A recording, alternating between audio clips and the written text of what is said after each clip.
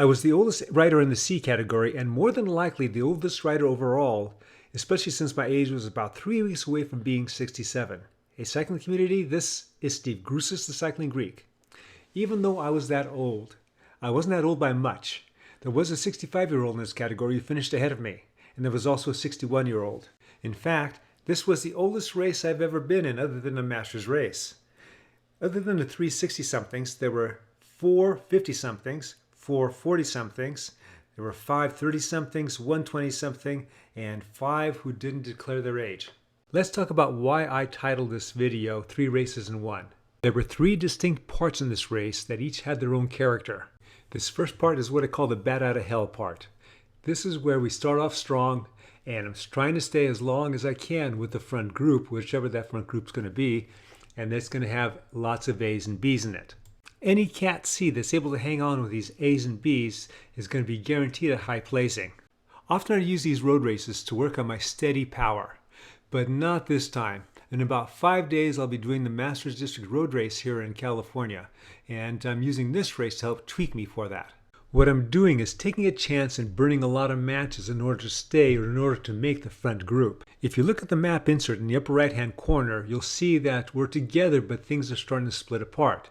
I'm at the back end of the top half of this. I'm into 44th place right now, and there are maybe 90 something in this race, and I think 35 are from the Cat C's, and that may be the largest group.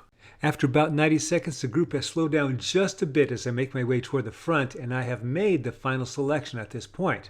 Back to that map insert, you'll see there is a distinct split. I have made the split. Of course, making it and being able to stay there are 2 different things. So job 1 for me is just to ride wheels. Fortunately, this is more of a flatter road race. It's a little over 23 miles, and I think it's going to be under 500 feet of climbing. Those climbs are often where the next crunch time is going to happen. And that's where they try to get rid of the dead weight. And I'm part of that dead weight. Jumping ahead a mile to the 2-mile mark, we're coming up on one of those small climbs. And this is typically where they do their little crunch time. So you'll notice everyone is starting to go ahead of me, and then I'm starting to pick up the idea that, oh, these guys are going faster now. I better put up a lot of power so I can stay with them. You will notice I'm in 49th place, 50th place right now, so I'm toward the back of the group.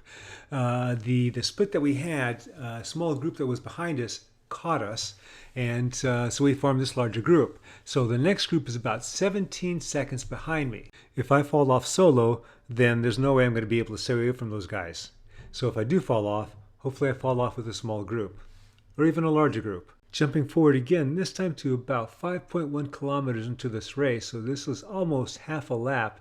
We're on a series of climbs where I'm starting to get spit out the back. So we have that group up there, we have the small groups with a split, and they're working their way, they're trying to work their way up to the leaders, and I am starting to run out of power to be able to stay with these guys. I'm still close to 300 watts, but I don't know how long that's going to last, and I'm doing all that wattage and not really catching up. It looks like I'm going to catch up to them, but I don't think I'm able to. So once the hypoxia starts to leave my body, I'm going to take a look at the graphics on the right and see who's behind me.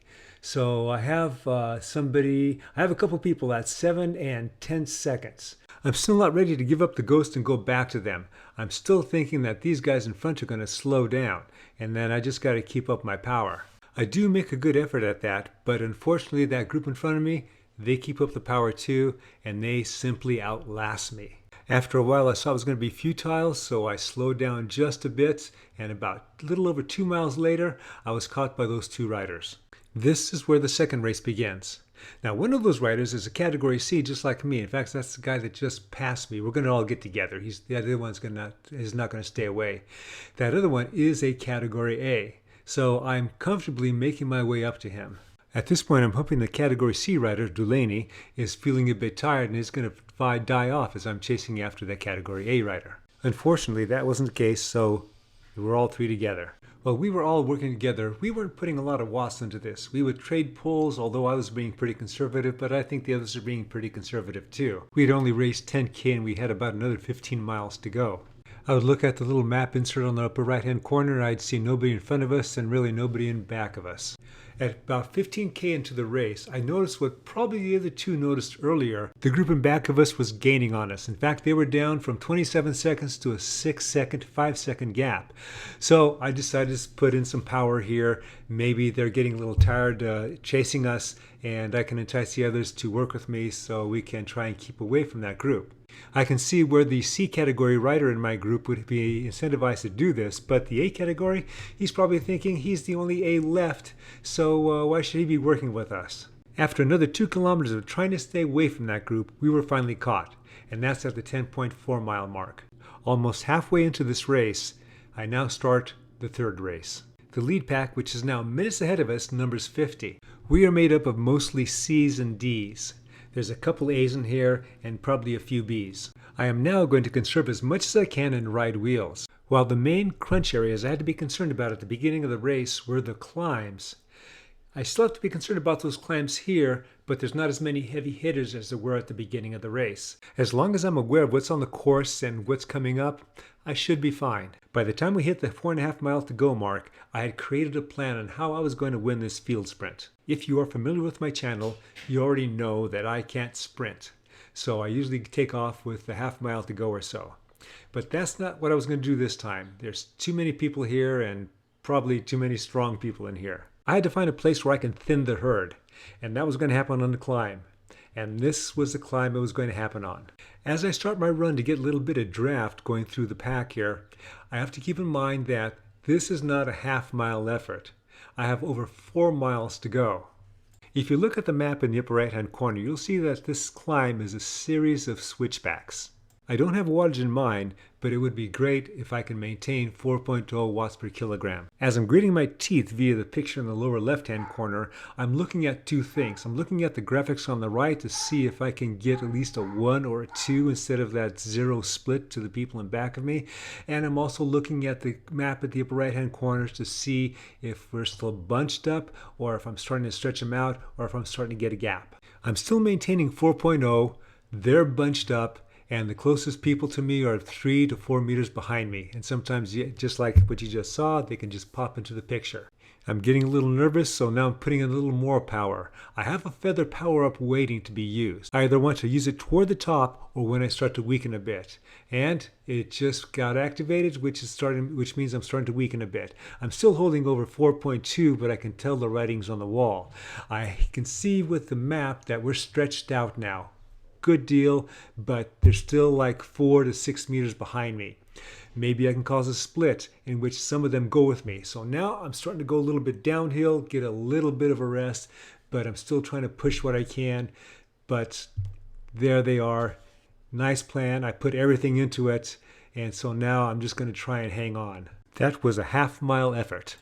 I'm looking at the map and I see that maybe there's a small split, maybe a couple people have been dropped off, but basically we're all together. You may recall when this pack was first formed at what I called my third race within this race, there were 50 people ahead of us. Now there's 40 people ahead of us. While that breakaway attempt on the climb took a lot out of my legs, it looked like it took a lot out of the other people's legs too. So I'm having an easier time than I thought I would have had sticking with the front part of the group. Now I'm thinking about what I can do again to win this field sprint, but I just don't have a lot of legs left. So the only thing I can really do is make a run toward the end, like half mile, 0.6, but I did a 0.6, I did a 1 kilometer run in my last race and got caught with a couple hundred feet to go. I've now jumped to 1K to go. Ordinarily, I'd be sitting toward the back of the pack in order to start my run to get a little bit of draft and speed to go through the pack as I make my attack to go for the line. That part of my legs was left on that previous attack. So now I was trying to actually get toward the front so I can ride people's wheels in order to get a better chance to get a better result. But I wasn't even able to do that. So now I'm hanging on as best I can. I'm doing over 300 watts and everyone is still around me and in front of me. I have a bit of momentum. I'm at 4.0 watts per kilogram and it'd be great if I can just jump up to that group up there, but I can't. There's a couple guys in front of me that look like they're going to make that connection. Boy, I wish that was me. 0.3 miles to go. I'm putting everything I have into it. I'm getting close to 400 watts. I'm gritting my teeth. That finish line can't come soon enough for me. I'm looking at the numbers up above. I've now less than 1,000 feet, 800 feet, 700 feet. My legs are going to give out soon. I just don't know when. 400 watts is gone. So now I'm trying to maintain 350 watts. People are passing me. I'm going as fast as I can. And now the wattage goes. My legs are gone. And hopefully no one else comes by. I ended up at the top of the bottom half of the finishers. I came in 13th out of 23. On ZwiftPower.com, I was 6th out of 11th.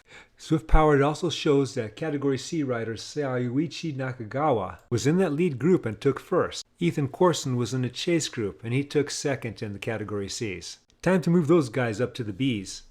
I hope you enjoyed this video and you got something out of it. As always, remember, comment, like, subscribe.